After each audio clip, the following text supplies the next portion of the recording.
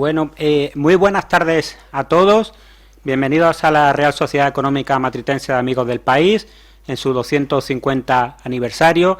En primer lugar, el presidente, el doctor Rodríguez Alcaina, pues no ha podido, tenía previsto presidir esta sesión y no ha podido asistir por motivo de última hora. Me pide que les traslade sus excusas y bueno, pues estoy mandatado para presidir esta sesión. Aprovecho para presentarme a quien no me conozca. Me llamo Rafael Maldonado de Guevara, he entrado muy recientemente en la Junta Directiva de la Real Sociedad y quedo a disposición de todos los socios, de todos los amigos de la entidad para lo que precisen. Bueno, pues ya empezamos.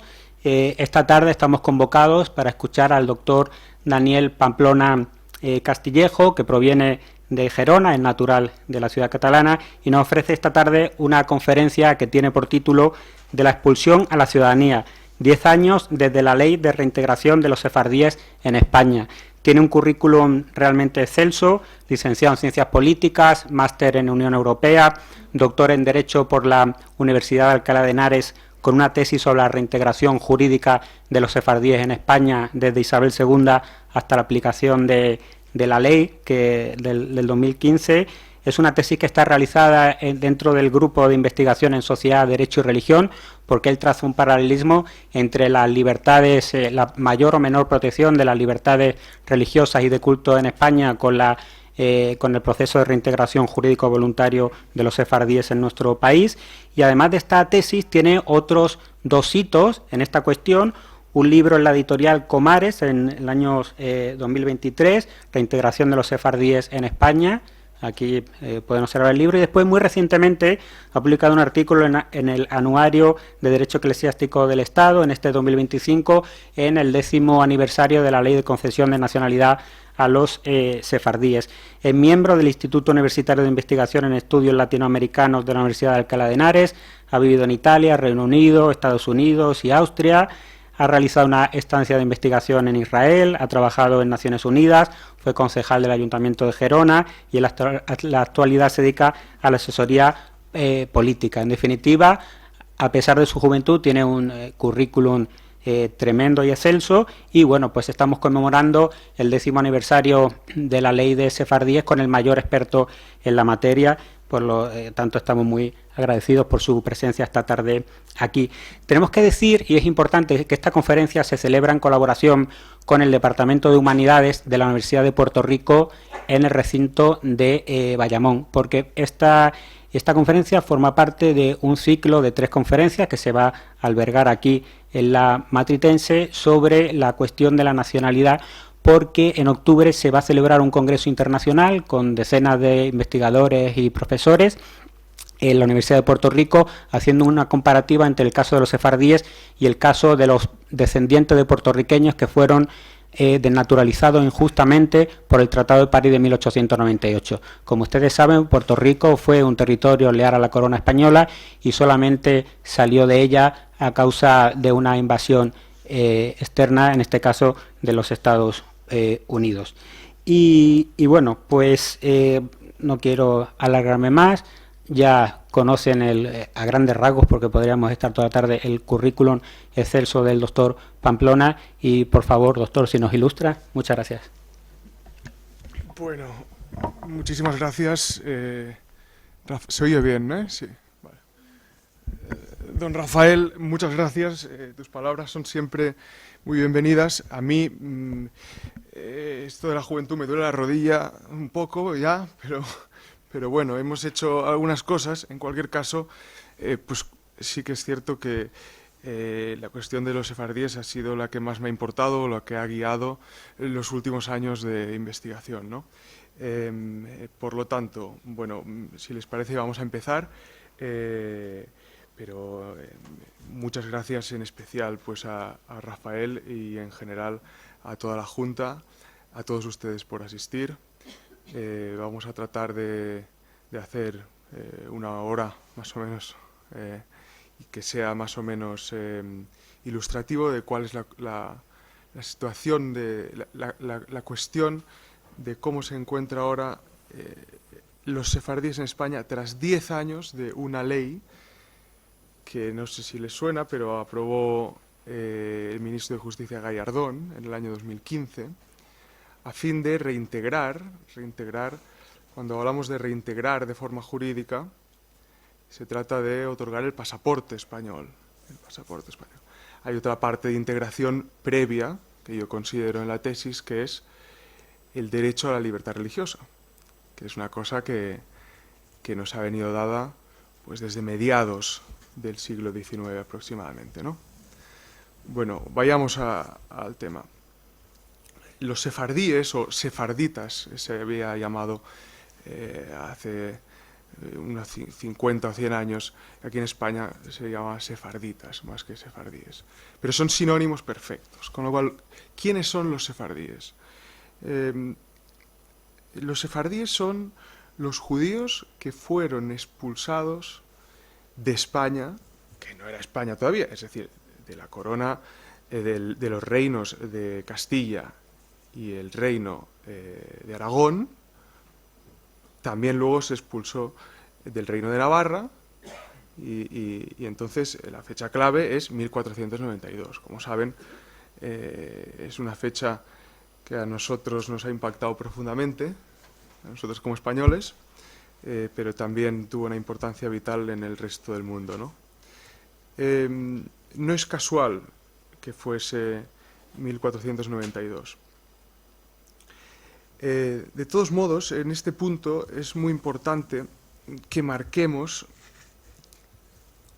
un hito que es 1391. Fíjense, los judíos españoles que vinieron probablemente con los romanos y estuvieron viviendo como personas locales más o menos en una cierta tranquilidad, esto es más o menos debatible, pero bueno, cuando hubo un punto de disrupción fue en 1391. Las juderías, la de Sevilla principalmente, las juderías o aljamas, fueron atacadas, hubo lo que se llaman pogromos, es decir, persecuciones y matanzas, robo, por supuesto. Con lo cual, para entender 1492, es muy importante que nos remontemos pues, a un siglo antes, nada menos, a 1391, ¿no? Ahí es cuando empezaron las conversiones forzosas, digamos, por la situación en la que se habían visto sometidos pues los judíos y la mayoría de aljamas de toda la península. 1492 es simplemente la consecuencia, un acto final, un tratado en el que los reyes católicos firman en Granada la expulsión, y aquí, lógicamente, pues tenemos muchas teorías de por qué se expulsó o por qué no. En fin, a mí lo que me parece más coherente y más lógico es valorar que España, porque entonces podríamos decir que se creó de algún modo España como nación, en tanto que ya había habido una unión territorial gracias al fin de la Reconquista, es decir, con la toma del Reino de Granada en 1492, y entonces con la expulsión lo que se daba era una unión religiosa, y esto es vital, esto sin duda debe ser uno de los motivos por los que los reyes católicos deciden expulsar a los judíos. El otro que está contrastado y que sabemos que fue así, es porque aquellos judíos que se habían convertido en 1391 en adelante, durante todo este siglo que hemos comentado, se veían influenciados, como nuevos cristianos, se veían influenciados por los otros judíos, que como todavía no les había expulsado, todavía vivían legalmente en los terrenos propiedad de los reinos de Castilla y Aragón, ¿verdad? Con lo cual, esta influencia negativa de los judíos, porque fíjese, si uno tiene un familiar, un primo, un sobrino, que verdad que el sábado le está incitando a hacerlo festivo, o que le incita pues, a no comer cerdo, o en fin, a cualquier tradición judía, pues se puede ver involucrado en ese asunto. Y esa es la segunda situación por la que los Reyes Católicos decidieron esta expulsión. Hasta aquí, todos este grupo, son hispanojudíos. A veces se dice que son sefardíes. No había sefardíes en España previamente a la expulsión. Eran simple y llanamente pues, ciudadanos sin pasaporte, no habían pasaportes, pero eran judíos, eran súbditos, en este caso más precisamente de los reyes, porque los judíos estaban sometidos a los reyes. Bien, estos hispanojudíos, a partir de 1492, es cuando serán los sefardíes. Se disgregarán por muchos lugares. Les quiero comentar brevemente en qué consistió la diáspora sefardí, a través de un mapa que tengo aquí, pero quiero hacer énfasis en una cuestión que es vital cuando estudiamos este asunto. Probablemente, porque no tenemos datos, a pesar de que evidentemente muchos autores han publicado números, pero son más o menos generales. Probablemente la mayoría de los judíos expulsados se quedaron en la península.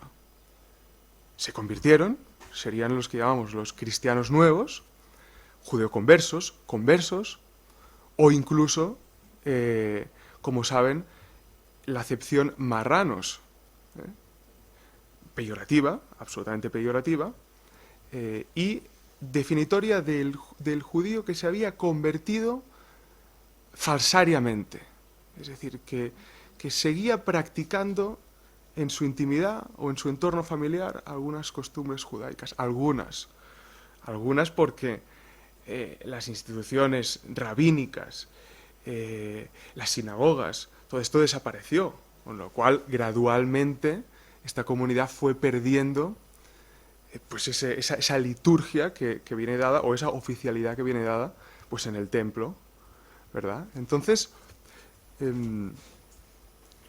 yo creo que es importante ese matiz, porque de ahí veremos cómo muchos linajes españoles preservaron de algún modo, a través de los apellidos, a través de las costumbres familiares, a través de prácticas, aunque sean menores, algún tipo de conexión con el judaísmo. Y eso ha definido España. Eso ha definido España desde ese momento en adelante. Como saben, luego vendrá la Inquisición y el problema converso se extenderá hasta muy tardíamente. Fíjense que la Inquisición en España dura hasta los años 20 del siglo XIX.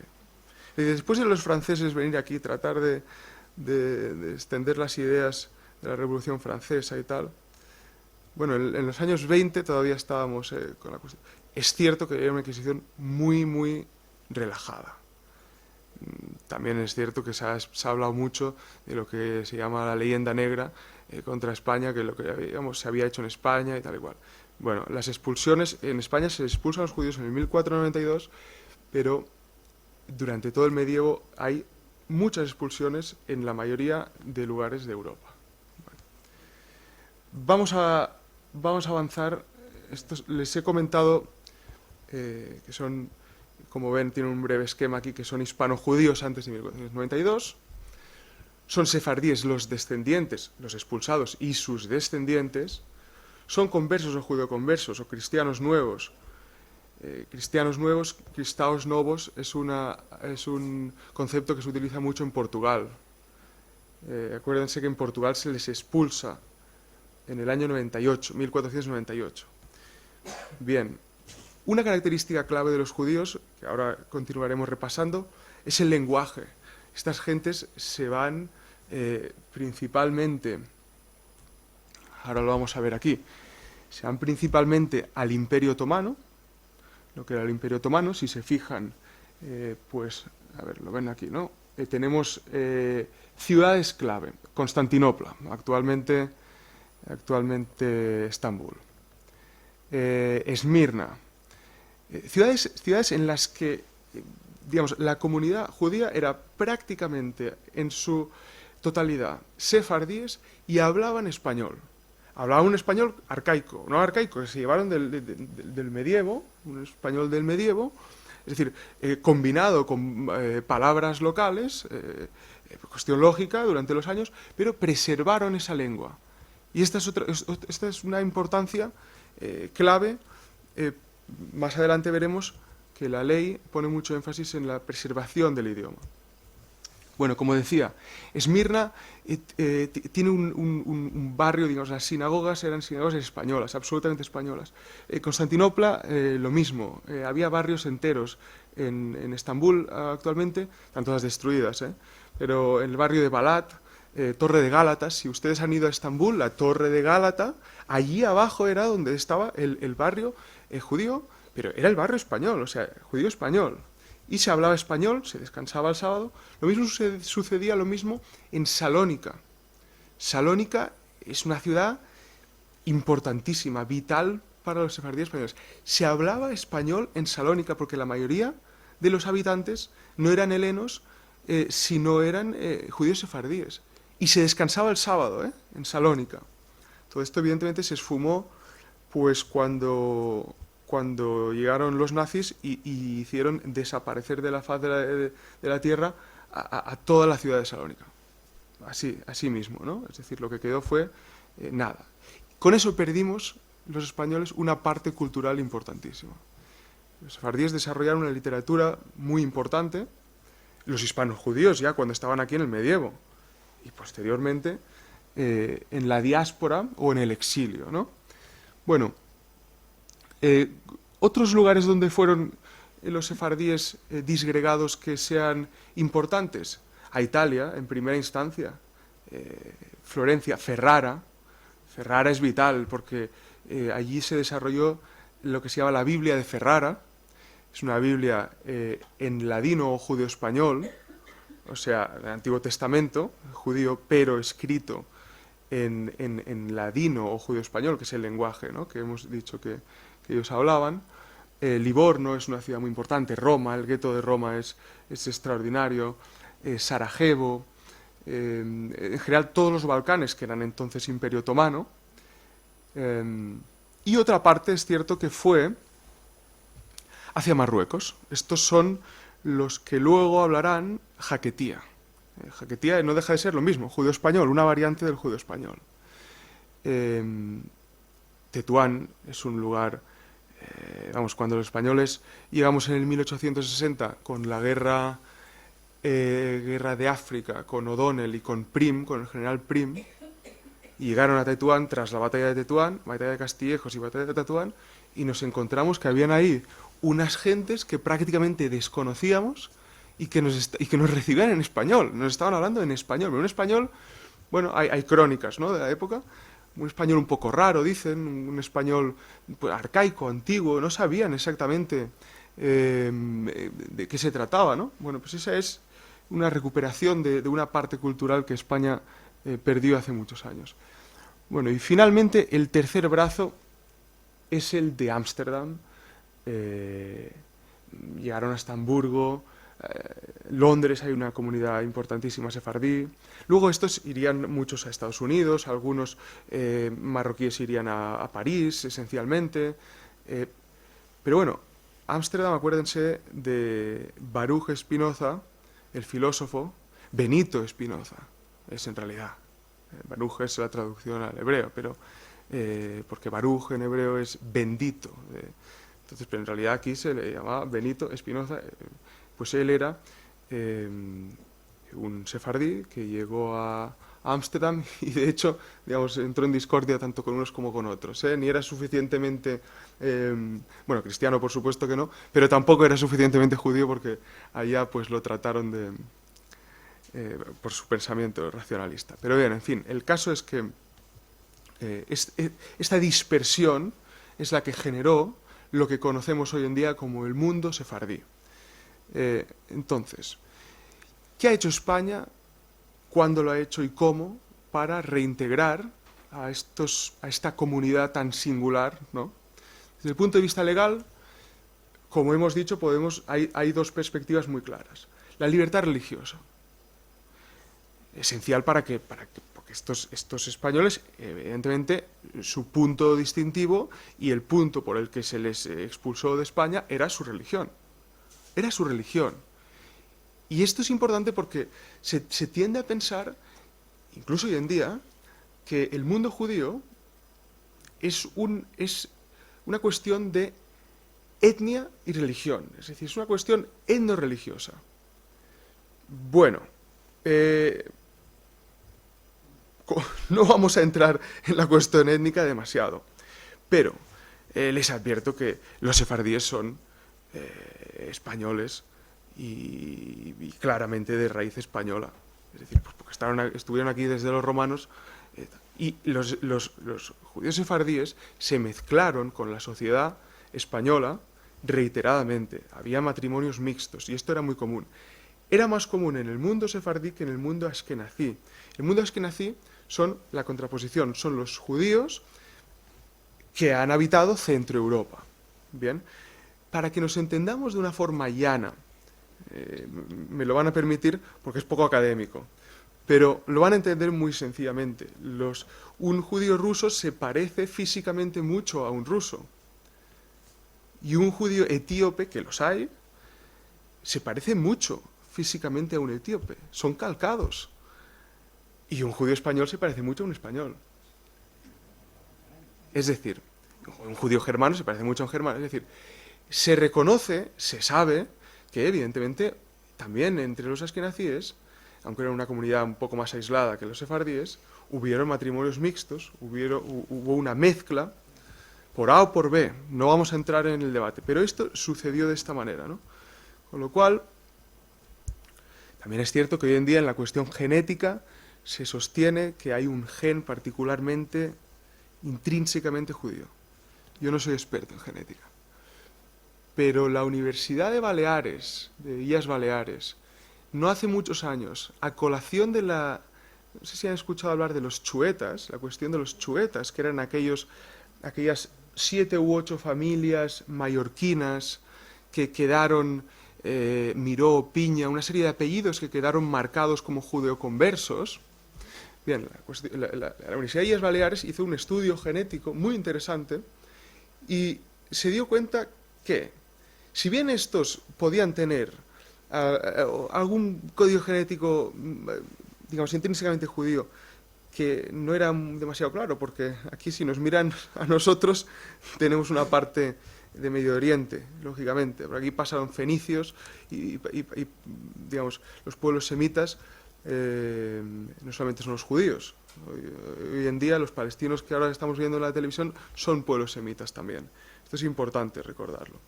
Bien, pues esta misma universidad hizo un estudio sobre los judíos iraníes. Y la conclusión fue que un judío iraní, por cierto, expulsados a la fuerza también en los años 70 a raíz de la Revolución Islámica, tristemente y machacados, terrible. Pero bueno, con más razón, los judíos iraníes genéticamente eran exactamente iguales que los iraníes. Eso me lleva a pensar que, bueno, la cuestión étnica deberíamos por lo menos dejarla de lado. Volvamos a la cuestión religiosa. La cuestión religiosa es evidente que hay una cuestión religiosa. En España, tras muchos siglos, es un país netamente católico, católico romano. Nos enfadamos mucho con los ingleses cuando decidieron desobedecer al Papa. Y por lo tanto, ese catolicismo que marca tanto nuestra identidad nos llevó a que la declaración de la libertad religiosa en España llegase en 1869. En Francia hacía un siglo más o menos. Hacía un siglo en Francia aproximadamente que habían declarado ese derecho. Entonces, en 1869, esencialmente por Emilio Castelar, un gran orador, se proclamó en la Constitución del mismo año, después de la Revolución Gloriosa, que destronó a Isabel II, la libertad religiosa. La libertad religiosa relativa, incipiente, inicial. Deberíamos ver que en las subsiguientes constituciones se desarrolló más ampliamente, ¿no? Como pongo aquí, limitada. A partir de entonces, gracias a estos debates de los liberales en realidad tenían estos debates. Bueno, Emilio Castelar apeló directamente al pueblo sefardí, porque era un personaje muy culto que había viajado a Roma, que había visto a los judíos españoles en el gueto de Roma, cómo hablaban español, cómo en Roma habían sinagogas, la sinagoga que le llaman cal, como le llamamos en catalán. Yo soy nacido en Girona, por lo tanto en catalán le llamamos cal, o call ahora mismo a los barrios judíos, ¿no? Bueno, pues allá, por extensión, Aragón, Reino de Aragón, tenía la sinagoga aragonesa y la castellana. Y entre ellos, incluso en Roma mismo, estamos hablando, o sea, entre ellos mismos tenían sus pequeñas diferencias, pero para que vean lo extensa que era la vida sefardí, aún estando desconectada absolutamente de la península, ¿no? Bien, pues Emilio Castelar, cuando vuelve al Congreso, al Parlamento, expone que debemos hacer un ejercicio por reintegrar a estos españoles. Y le sigue un discípulo suyo que a lo mejor le sonará porque es crucial en esta cruzada por recuperar una parte de los españoles que en ese momento seguía muy latente, muy viva, manteniendo las tradiciones, es Ángel Pulido, que fue senador, fue médico de los higienistas del periodo liberal, Ángel Pulido. Bueno, también viaja, sobre todo por las ciudades principales del Imperio Otomano, y se encuentra y tiene contacto con profesores, con sefardíes, en general de alta alcurnia, es decir, bien educados y sabedores ellos mismos de cuál es su herencia, porque había otros que no eran conscientes, hablaban ese judío español sin saber muy bien de dónde los venía, en una cuestión familiar, una cuestión, digamos, relacionada con la religión, y nada más que eso, ¿no? De todo este movimiento que le hemos llamado filosefardismo, viene luego un Real Decreto de 1924 con Primo de Rivera. Este Real Decreto, miren, ha sido muy importante, es muy reiterado en el mundo académico especializado en este asunto y en general en la historia de los sefardíes, ¿no? Y debo decir que es más la publicidad que se le ha dado recientemente con un intento, que a mí me parece bien, de recuperar esta historia perdida, si le quieren llamar así.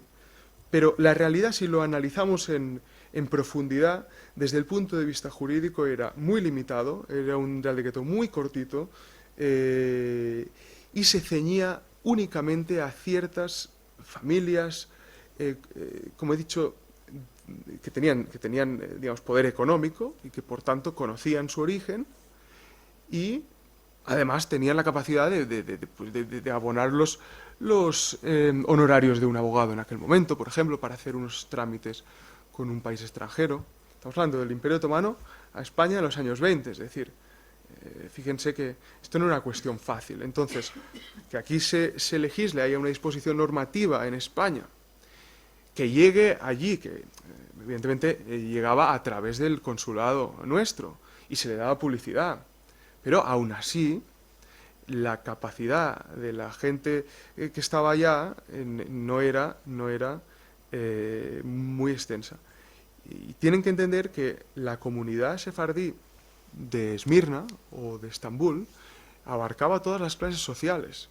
Esto es una cosa también muy definitoria de los sefardíes. Es decir, había, evidentemente, grandes comerciantes a los que España quería atraer a través de este Real Decreto, porque podían servirnos de embajadores o de agentes comerciales en un territorio como el Imperio Otomano, que fíjense que es justo cuando se está rompiendo ya, el Imperio Otomano se acaba en el año 23, es decir, ha pasado la Primera Guerra Mundial, entonces en ese momento era una cuestión geopolítica para España, tener a aquellos embajadores o agentes comerciales allá, pero también habían otras personas humildes que tenían trabajos normales, es decir, lo que trato es de expresar que la realidad fue así y no de la otra forma que a veces se tiende a decir, ¿no? Se tiende a caer en los tópicos, ¿no? Es que el judío como prestamista. Bueno, pues oiga, algo de razón hay, a lo mejor en las comunidades askenazíes, en Centro Europa, por su idiosincrasia y tal. Bueno, en el mundo sefardí esto es más bien un tópico que no deberíamos de caer, ¿no? Bueno, y por acabar, digamos, la evolución normativa hasta la Segunda República, aquí sí que hay que mencionar que en el año 31, con la Constitución de la Segunda República, lo que vienen son una serie de políticos e intelectuales que por todo el inicio del filosefardismo les interesa recuperar a los sefardíes y ponen énfasis en eso. Fernando de los Ríos, el propio Azaña, o más bien durante el gobierno Azaña, Fernando de los Ríos en el bienio azañista, propone incluso, esto es muy importante, una ley para nacionalizar masivamente a los sefardíes. Es muy desconocido. Esto yo, vamos, lo he visto muy en el mundo académico, digamos, especializado aquí, o más bien en el internacional, se conoce muy poco.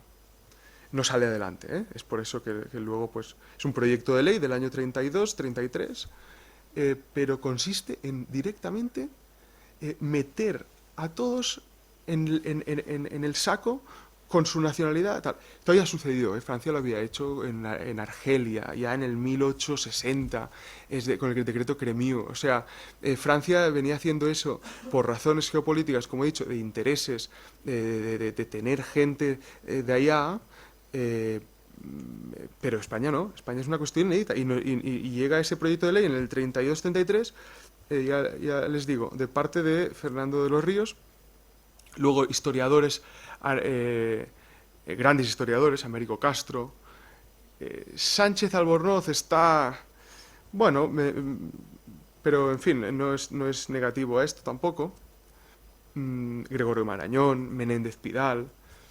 Es decir, estos tocan todos la cuestión sefardí en su momento. Todos están interesados en esta cuestión y todos concluyen con mayor o menor ahínco en que España debe recuperar a estos sefardíes, es decir, deben reconectarse con el mundo español que estaba tan desconectado, y esto debe ser a través de otorgar un pasaporte, ¿no? Bien. La segunda diapositiva que tengo sobre evolución normativa es sobre franquismo y transición. La cuestión franquista es curiosa, es muy curiosa y es tratada según más o menos el académico que la trate lo puede ver un poco de un punto de vista u otro, ¿no? Yo voy a tratar de ser, evidentemente, lo máximo, digamos, objetivo posible. Hay una ambivalencia con los nazis, esto es evidentísimo, es decir, vamos a ver, Franco lo que tiene son distintas etapas, distintas políticas.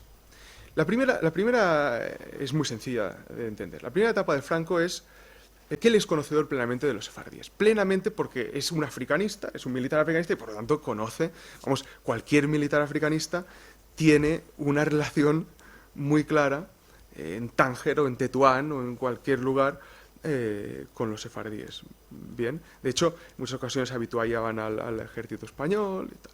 Con lo cual, primero de todo, conoce la situación de los sefardíes. Otros no. Y tiene una cierta cercanía. Pero en segundo lugar, en los años fuertes, en los años duros de la Segunda Guerra Mundial, con España, evidentemente, absolutamente destrozada, los años iniciales de posguerra, tiene un criterio muy estricto con los judíos en general. Principalmente la afectación que tiene no es con los sefardíes, porque los sefardíes bueno, es que durante la Segunda Guerra Mundial no están en el punto de mira, están en sus lugares, están en Marruecos o siguen estando en el Imperio Otomano, pero aquí, digamos, los que están en el punto de mira son los judíos centroeuropeos. Entonces, la relación que él tiene con estos judíos centroeuropeos es, en los años duros, muy estricta, de no dejar entrar ni siquiera con visado de tránsito a estos judíos que cruzan los Pirineos, y cuando, digamos, o sea, a partir del desembarco de Normandía, la situación cambia. La situación cambia porque la geopolítica cambia, porque los pesos se definen, porque el bloque americano cobra una importancia crucial, y por lo tanto Franco cambia sus políticas, y entonces permite los visados de tránsito, que son generalmente judíos que huyen de Alemania y de otros lugares de Centro Europa, huyendo de los nazis, y que lo que hacen es cruzar hasta Portugal, y en Portugal embarcarse hacia América, generalmente, era lo que sucedía. También, en esos años de posguerra, no relacionado con la Segunda Guerra Mundial, les menciono muy brevemente, pero que es una cosa curiosísima, aquellos sefardíes que estaban en Marruecos son ayudados por Franco. Franco fleta barcos para llevarlos a Israel, a hacer lo que se llama en el mundo judío aliyá, que es retornar, en la ley del retorno. Entonces, ¿por qué Franco presta esa ayuda? Bueno, porque antes de la independencia de Marruecos en el año 1956, los españoles estábamos en la parte, como saben, en la parte norte de Marruecos y también el Sáhara Occidental, pero la parte norte de Marruecos estaba bajo nuestro mandato, y por esas políticas franquistas le conviene más que se vayan de nuestra área de influencia, y por eso les presta ayuda. Pero es una ayuda que es poco conocida, realmente no se tiene mucha constancia de esto. Bueno, avanzando un poco más, en otro cambio disruptivo que deben conocer es el periodo del Concilio Vaticano II. El Vaticano II cambia en los 60, más bien 62 al 66, 64 diría, ahora lo digo de memoria, pero esos años del Vaticano II es un concilio que que es un antes y un después o sea, del enfoque de la Iglesia sobre los judíos. La Iglesia es una institución muy grande que avanza muy poco a poco, pero todas las consecuencias de la Segunda Guerra Mundial pues se plasman de algún modo en un par de declaraciones del Concilio Vaticano II, ¿no? Probablemente la más importante, Dignitatis Humanae, que, bueno, digamos, pone en valor que además que todos somos iguales a los ojos de Dios, debemos también específicamente respetar a los judíos, ¿no? Esto es un cambio de postura muy importante desde el punto de vista eclesiástico, porque eso tiene una consecuencia muy clara, que es la Ley de Libertad Religiosa del año 67, que es exactamente el desarrollo de lo que viene dado del nuevo dogma, de la nueva doctrina de la Iglesia en los años del Vaticano II. Luego entramos en la Constitución Española en el año 78 y el subsiguiente desarrollo de una ley orgánica de libertad religiosa en el 80. En el año 78 España promulga la Constitución Española como un Estado, dice que el Estado es aconfesional, vamos a decir aconfesional, en teoría, ¿no? Lo digo, digamos, trato de poner la duda expresamente porque es cierto que no se dice explícitamente en la Constitución, o sea, que el Estado tiene una religión, pero a su vez sí que se da mucha prioridad, y esto quiere decir financiación, a los ministros de culto católicos. Como no puede ser de otra manera, por cierto, porque es que España es un Estado católico, lo ha sido desde su génesis, y por tanto, es lógico que sea así, ¿no? Pero quiero matizarlo, quiero ponerlo, porque es un debate, es decir, yo creo que evidentemente es claro que no se declara la laicidad del Estado, que en teóricamente somos un Estado aconfesional, pero a su vez, es decir, eso no exime de que la Iglesia Católica tiene una posición preponderante. Y esa preponderancia, lógicamente, se manifiesta en unos acuerdos que vienen a continuación, les voy a explicar ahora, ¿no? Pero déjenme que comente simplemente que en tanto que es un derecho individual en la Constitución española la libertad religiosa, se desarrolla una ley orgánica porque desarrolla un derecho individual, ¿no? Y esa ley viene en el año 80. Esa ley no es extensa, no es demasiado relevante porque el derecho viene ya en el año 78 en la Constitución y además está muy desarrollado generalmente la libertad religiosa en España, sino que lo más relevante vendrá en el año 92. El año 92 son acuerdos de cooperación con minorías. En la Ley Orgánica de Libertad Religiosa, en el 80, se abre la puerta a que las minorías religiosas en España signen acuerdos de cooperación a través de una ley con el Estado. Que eso es lo que sucedió. Y esto sí que es muy importante, porque España por primera vez regula las relaciones que tenemos con las minorías. Fíjense que en el año 92 es la génesis de esa relación, digamos, ya tasada, ya pasada por el papel, ¿verdad?, de que tenemos una ley, un acuerdo de cooperación que lo regula. Pero claro, las minorías religiosas del año 92 al 2025 que estamos ahora han crecido mucho, han cambiado mucho el panorama. Entonces, eso lo que necesitará es de un mecanismo de actualización constante. Bueno, en el año 92 se firman, por cierto, 3 acuerdos. Un acuerdo con la minoría musulmana, que lo firma con la Comisión Islámica, un acuerdo con los evangelistas y un acuerdo con los judíos que se ven representados por la Federación de Comunidades Judías de España, que actualmente es muy importante para la ley que vamos a tratar ahora mismo, que es la Ley 12-2015. En 2015,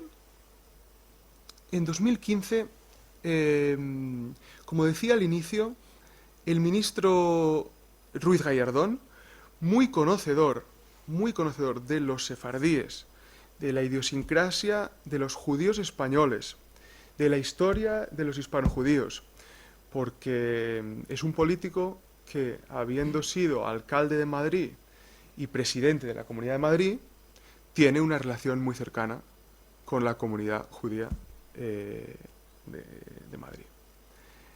Una relación tan cercana que, digamos, la realidad es que el presidente de la Federación de Comunidades Judías de España, en aquel momento Isaac Querub, le propone, o mutuamente, digamos, generan este interés de recuperar esta ley, ¿no?, en el año 2012, que es cuando se anuncia. Se anuncia en el año 2012 y se anuncia junto con el Ministerio de Asuntos Exteriores, porque, como se puede imaginar, es una cuestión que a Exteriores le importa mucho, es una cuestión de política internacional muy relevante. Además, influye mucho en que si uno le da un pasaporte español, lo que le está dando es la ciudadanía europea también. Que, como saben ahora mismo, tener un pasaporte de la Unión Europea permite viajar, trabajar, establecerse en cualquier país de la Unión Europea, ¿no? Con lo cual no es solamente eso.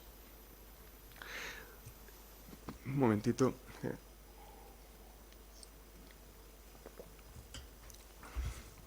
Miren, ¿por qué surge de repente una ley para otorgar la nacionalidad a estos sefardíes que son, para la mayoría de españoles, bueno, un colectivo tal vez desconocido o muy alejado de nuestra realidad, ¿no?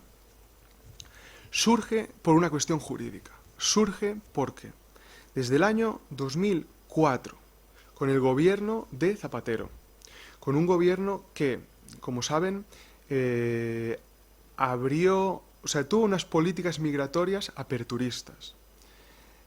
El año 2004, les pongo en contexto, acuérdense que en el año 2004 la Unión Europea estaba creciendo, se ampliaron 10 países, los del este generalmente, países del este, la ampliación de 2004 son 10 países, y Zapatero llega con unas políticas muy aperturistas en cuanto a migración. Eso influye a que, en conjunción con un evento que son los atentados de 2 sinagogas en Estambul. Acuérdense, en 2003 hay 2 atentados que matan a muchas personas sefardíes españolas, no con la nacionalidad todavía, pero sefardíes, en Estambul. Neve Shalom, creo que se llamaba una, esta que he comentado en Torre de Gálata, y otra más. Los judíos turcos se empiezan a plantear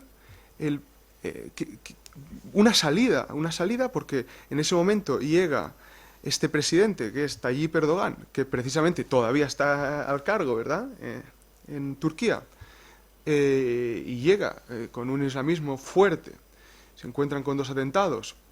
Pues estos sefardíes buscan una salida, como es lógico, una salida que les permita tener un pasaporte europeo.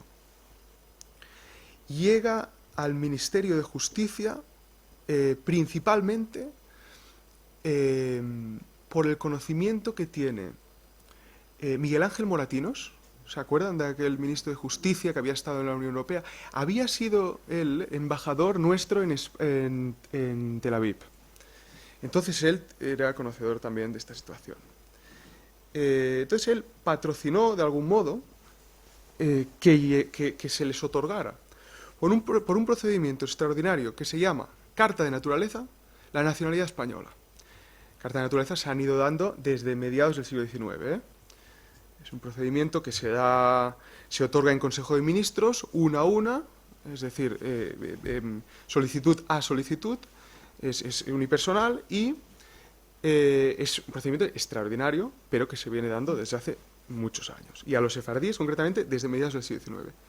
Pero entonces, para que vean, toda esta conjunción de factores se dan en 2003, 2004, 2005 y el Ministerio de Justicia empieza a recibir peticiones patrocinadas también por un abogado que es Trias Sagnier, de Barcelona, que falleció por el COVID y lo sentí mucho porque era una persona excelente, pero él, a título personal, él había sido diputado en el Congreso por el PP, pero a título personal, en su despacho de abogados, empieza a patrocinar también, porque tiene conexión con estos sefardíes turcos, la nacionalidad española.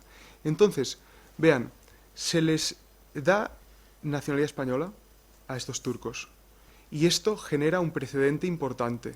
Empieza a entrar un volumen importante de nuevos españoles, de españoles que por ese procedimiento tienen la nacionalidad española. Y luego nos viene otra situación, la cuestión de Venezuela, un poco más tardía, pero vamos. Entonces estaba Hugo Chávez, la situación se empieza a poner tensa, ¿verdad? En Venezuela empiezan a ir mal las cosas y en búsqueda de un pasaporte, pues hay muchos judíos sefardíes venezolanos que también optan por esta misma vía, por este procedimiento extraordinario, a la nacionalidad. Y se les da.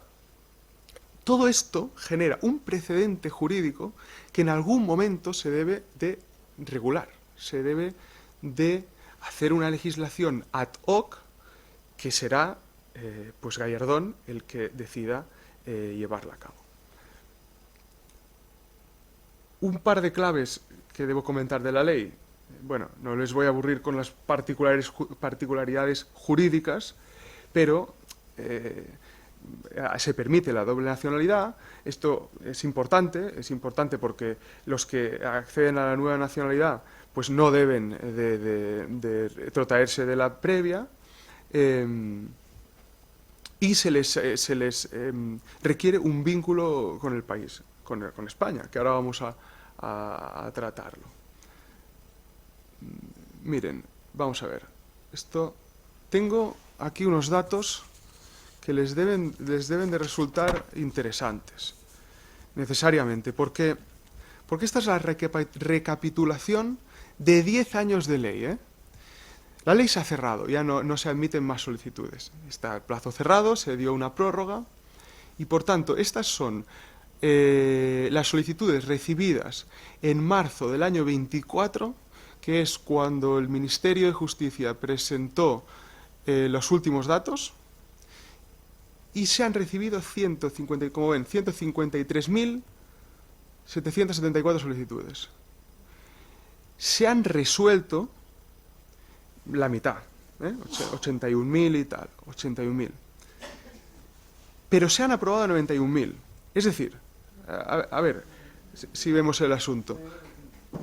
De las 153.000 solicitudes que han llegado, hay 81.000 que se ha tratado, que los notarios han tratado ya, es decir, han procesado. ¿Bien? De esas, el 91% de los casos ha sido favorable.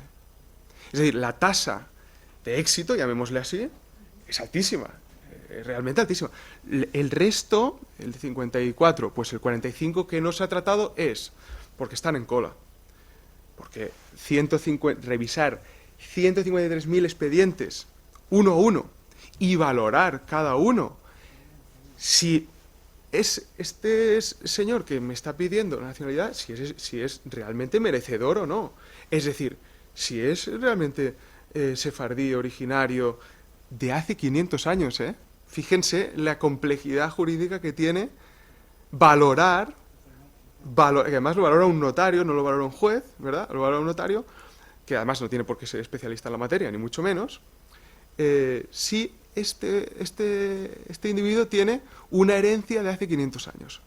Bueno, en cualquier caso, lo que vemos es que al margen de los que están en cola, que son la mitad, de los que se han tratado, se han aprobado. En este punto tengo que introducir, de todos modos, una cuestión que es vital. Los principales países de origen son México, Colombia y Venezuela. Ustedes podrían decir, yo mismo, cuando salió la ley, pues lo que todo el mundo pensaba era, vamos a recibir una avalancha de solicitudes, ¿de dónde? De Israel, principalmente de Israel, de Estados Unidos, porque hay muchos sefardíes disgregados que acabaron en Estados Unidos, de Turquía en menor medida, aunque sean comunidades más pequeñas. Pues esto ha roto absolutamente todos los esquemas, en México es cierto que hay una comunidad muy importante de judíos, tanto askenazíes como sefardíes. Esencialmente los que llegaron a México fueron provenían de países árabes, muchos marroquíes. En Colombia hay una comunidad, creo que ahora mismo están en torno las cifras oficiales, digamos que la comunidad judía de ahí de 6.000 personas, pero es que Colombia ha recibido del orden de 21.000 solicitudes. Es decir, fíjense lo que estoy poniendo encima de la mesa. Le estoy diciendo que Colombia, que tiene actualmente, según la comunidad judía de allí, unos 6.000 almas, ha recibido solicitudes, o sea, ha enviado, hay 21.000 colombianos que han solicitado la nacionalidad. Entonces, algo no cuadra, es decir, ¿dónde está ese descuadre en los números? ¿Hay más judíos de los que tienen ahí, digamos, en la comunidad tasados, o qué es lo que sucede? Pues lo que sucede, que es una de las conclusiones más importantes de esta ley, a mi juicio, es que aquí entra el factor converso o judeoconverso. Es decir, que hay esencialmente en Latinoamérica muchos individuos que, o bien por apellidos, o bien por razones familiares, o bien porque han hecho, o sea, porque lo conocen familiarmente o lo creen conocer familiarmente, o bien porque han hecho, digamos, un estudio actual de su familia, sus ascendientes y tal, se consideran que pueden solicitar la nacionalidad